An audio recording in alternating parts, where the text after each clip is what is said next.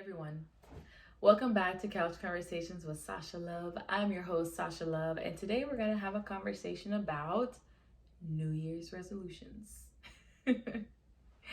So, as the new year unfolds, now is around the time where people are thinking about their New Year's resolutions, things that they want to do differently this year and hopefully for the rest of their lives. So, in the spirit of this new year, in the spirit of starting fresh in the year 2023, I wanted to really challenge you to take some time to examine what your New Year's resolutions are, and to hopefully even have a new definition for New Year's resolution. As I get older, the more I realize it's important to hold myself accountable for things, such as paying my bills on time, paying my credit card on time, showing up to work when I say I will, and keeping the commitments in my life. In doing so, I've learned that I need to keep certain checkpoints in my life. And checkpoints can be as simple as checking my to-do list throughout the day or having a day set apart for me to plan out my week. Regardless of how it looks like, it's important for me to set certain checkpoints along the way to make sure that I'm on track with all the things that I say that I'll do and all the things that I need to get done. I feel like the same principle is applicable to New Year's resolutions. New Year's resolutions, I feel like, is a name that should be expanded to just, holding me accountable. I don't know. I mean, I didn't really think about the actual name before I made the video, but I'm just thinking now, like the term New Year's resolutions, while I understand where it comes from, new year, new start, new you, it's a time to do things new, to start something new. I feel like we should maintain that mentality throughout the entire year, throughout our lives in general.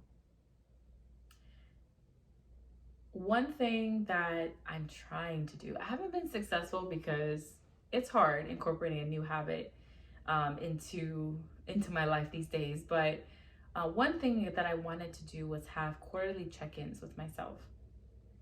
And those check-ins would involve checking in with myself financially, spiritually, relationally, personally, in any different aspect of my life I wanted to really focus on, and just make sure that I was meeting certain milestones. Kind of like kids in school who get report cards at the end of a quarter or at the end of a semester. It's a checkpoint of your progress in the year so far. I think it's helpful to have these checkpoints because, number one, it serves as a reminder of the commitments that I made at a certain point. And it also serves as an opportunity for me to see if I'm on track, and if I'm not, what adjustments need to be made. So as this new year unfolds, as you start thinking about what are my New Year's resolutions, I want to challenge you to have conversations about yourself, about what a New Year's resolution really means to you. Is it another opportunity for you to be all excited and ready for something new and kind of get caught up in the wind of new year, new you, New Year's resolution, let's do this? Or will a New Year's resolution serve as an opportunity for something deeper?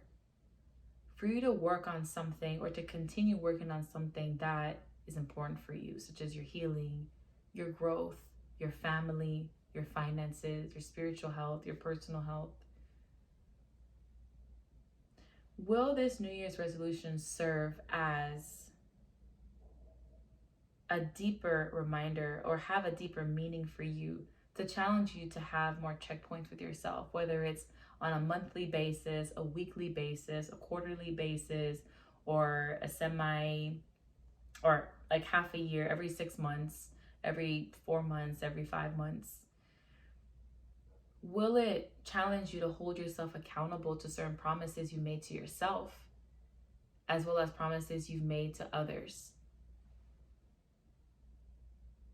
And if this New Year's resolution for this time, this year, this season, has a deeper meaning for you, challenges you to look deeper, How are you planning on holding yourself accountable? Who are you going to have in your corner to keep you accountable? What are some checks and balances that you'll have along the way as reminders of certain goals that you have, certain commitments that you've made, certain plans that you want to uphold? I know it's tempting. New year, new you, let's do something new. I get it. Trust me, I've been there. I have been swept up in that just like everyone else. But as the years go on and as this new year unfolds, I want to challenge you to start off this year with the intention to do things differently. Not because everyone else is doing it, not to do things to keep up with the Joneses, but when you sit down in your quiet time, when you're meditating, when you're reflecting on all the experiences you've had, when you connect with God, when you connect with yourself and know what it is you really want to work on, what it is you really want to see in your life moving forward.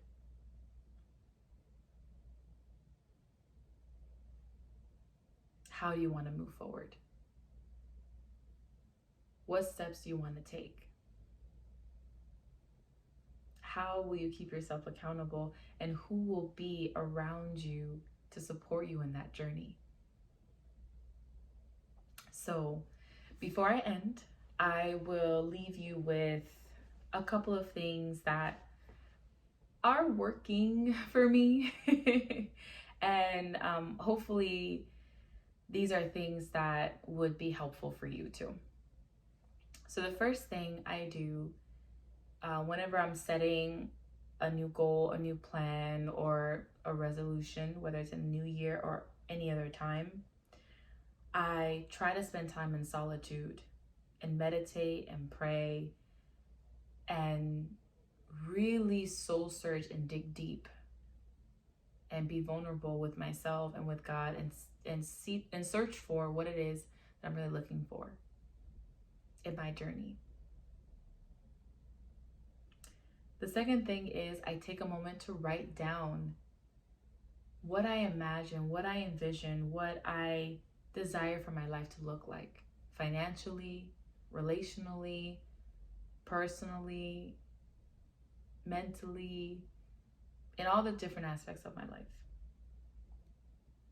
I jot down what that looks like and try to be as specific as I can and start there. The third thing I do is set a plan. So for example, let's say my goal is to save up $5,000 in 6 months. Then I set a plan. Okay, I can save $100 here. I can save $50 here. I can save $200 here. I can make certain adjustments and changes so I can get to that goal. Making sure that the plan is tangible, it's real, it's time sensitive. So it's not just a nebulous, like, oh, it'll just happen on its own. It's very specific. And it's a plan that'll get me towards that goal. And the last thing I do, which is definitely not the least, is I pray over it.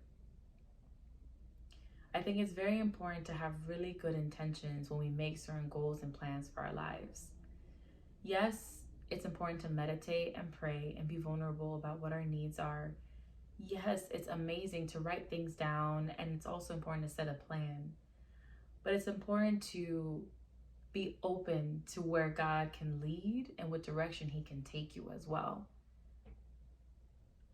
There's a saying that goes, life is what happens in between the plans that we make. And it's not so much that we shouldn't make plans in life. It's just a reminder that it's always good to be open to how God can really work some things out in our lives. So hopefully this is helpful to you. I'm really interested to hear what some of your New Year's resolutions are. And yeah, you can definitely reach out to me via email, via my Instagram, or in the comments below. And I would love to hear your thoughts and comments and feedback. So Hoping this year brings many blessings, many joys, lots of peace, lots of healing and growth, inspiration, and of course, many amazing God given opportunities to live life abundantly. Until next time, take care.